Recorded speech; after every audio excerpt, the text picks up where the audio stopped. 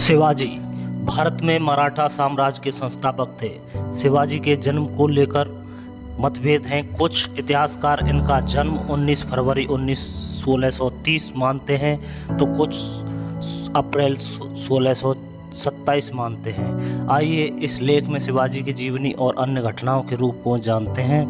छत्रपति शिवाजी महाराज निर्विवाद रूप से भारत के सबसे महान राजाओं में से एक हैं। उनकी युद्ध प्रणाली आज भी आधुनिक युग में अपनाई जाती है। उन्होंने अकेले दम पर मुगल सल्तनत को चुनौती दी थी।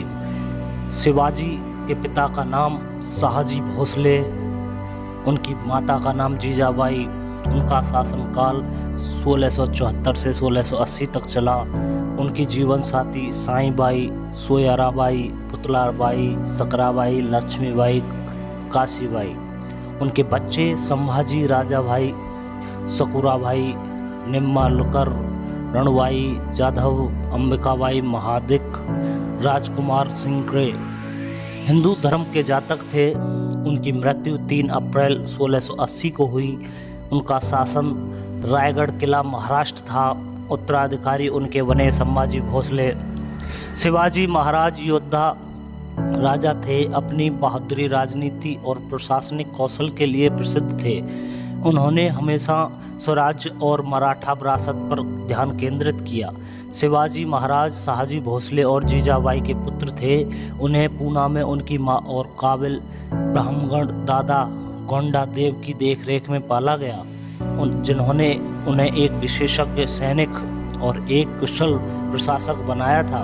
शिवाजी महाराज गुरु रामदास से धार्मिक रूप से प्रभावित थे, जिन्होंने उन्हें अपनी मातृभूमि पर गर्व करना सिखाया। 17वीं शताब्दी की शुरुआत में नए योद्धा वर्ग मराठों का उदय हुआ। तब पूना जिले के भोसले परिवार में सैन्य साथ साथ अहमदनगर साम्राज्य का राजनीतिक लाभ मिला।